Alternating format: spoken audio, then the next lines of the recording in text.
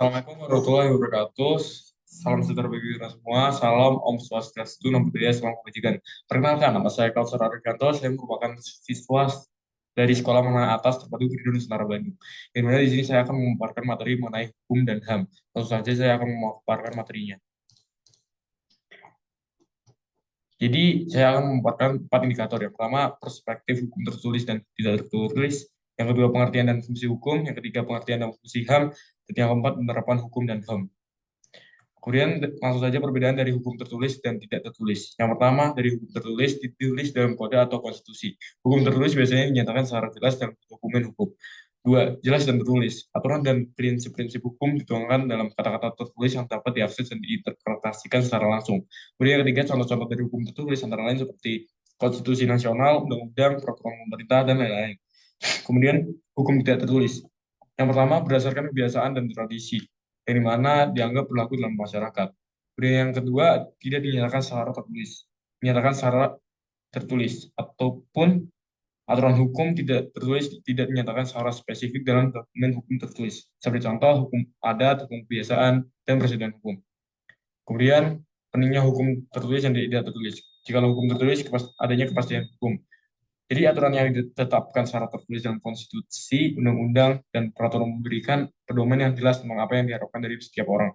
Kemudian yang kedua, terdapat perlindungan hak dan kewajiban, yang ketiga penegakan hukum yang konsisten, yang dimana aturan-aturan ini sudah ditetapkan dan diakui secara resmi. Kemudian hukum tidak tertulis. Yang pertama, pentingnya adalah kesinambungan budaya dan tradisi. Jadi akan membantu menjaga kesinambungan budaya dan memperkuat identitas serta kestabilan sosial karena seringkali mencerminkan nilai-nilai norma dan tradisi dalam masyarakat. Kemudian yang kedua adanya fleksibilitas dan penyesuaian, di mana hukum ini tidak terikat pada teks tertulis sehingga dapat berkembang seiring waktu sesuai dengan perkembangan sosial, ekonomi, dan politik. Kemudian yang ketiga sumber inspirasi bagi hukum tertulis, di mana nilai-nilai yang diakui dalam hukum tidak tertulis dapat tercermin dalam proses pembuatan undang-undang dan kebijakan baru. Kemudian penelitian hukum dari beberapa ahli. Ahli yang pertama, HLA Hart. Hukum adalah seperangkat aturan yang diberlakukan oleh otoritas publik dan harus memenuhi kriteria moral dasar tertentu untuk dianggap sebagai hukum yang sah. Kemudian ahli yang kedua, John Austin, menggambarkan hukum sebagai perintah dari penguasa yang didukung oleh ancaman aksi sanksi. Kemudian yang ketiga, Surjono Songkoto, yakni hukum adalah suatu sistem norma yang berfungsi untuk mengatur perilaku manusia dalam masyarakat yang berkaitan dengan hak dan kewajiban.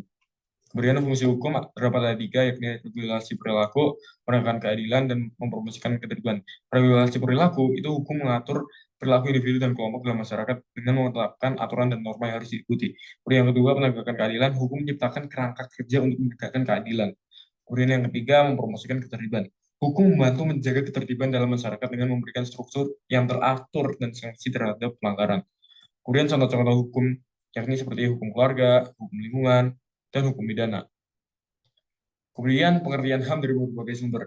Seperti menurut dari DUHAM, HAM mencakup hak-hak seperti hak atas kehidupan, kebebasan, dan keamanan pribadi. Kemudian dari aktivis HAM dan organisasi advokasi mendefinisikan HAM sebagai alat untuk memperjuangkan keadilan sosial, tentang diskriminasi, penindasan, dan lain-lain sebagainya. Kemudian dari konteks sosial dan budaya, HAM didefinisikan oleh nilai norma dan kepercayaan yang berlaku dalam suatu masyarakat tertentu. Kemudian jenis-jenis HAM menurut universal. Yang pertama adalah hak sipil dan politik, seperti meliputi hak-hak kehidupan, kebebasan, dan keamanan pribadi. Dan yang kedua, hak ekonomi, sosial, dan budaya, seperti pekerjaan yang layak dan pendapatan yang memadai. Kemudian yang ketiga, hak-hak kemanusiaan universal, yang meliputi hak terhadap kebebasan dari penyiksaan, perlakuan tidak manusiawi, atau diskriminasi. Kemudian, contoh pelanggaran HAM di Indonesia seperti pelanggaran HAM di Timur Timur, berdasarkan referendum untuk kemerdekaan dari Timur Timur tersendiri, kemudian tragedi Trisakti dan Semanggi, berdasarkan mahasiswa yang menuntut reformasi politik di Indonesia, kemudian kasus HAM di Papua dan Maluku, didasarkan oleh pembatasan kebebasan berpendapat, berdasarkan politik, dan serta dugaan kekerasan. Kemudian prinsip-prinsip penegakan hukum yang adil dan transparan. Yang pertama seperti kepatuhan terhadap hukum, yang kedua keadilan dan kesetaraan di hadapan hukum, yang ketiga perlindungan hak individu.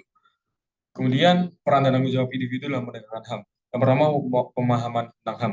Individu harus memiliki pemahaman yang baik tentang HAM yang mereka miliki dan HAM yang diakui secara universal. Kemudian yang kedua, pemberdayaan dan advokasi. Individu dapat memperjuangkan HAM dengan menjadi advokat atau pembela HAM di masyarakat. Kemudian yang ketiga, partisipasi dalam proses demokratis. Dengan ini, individu dapat mengaruhi pembentukan kebijakan publik yang berkaitan dengan HAM.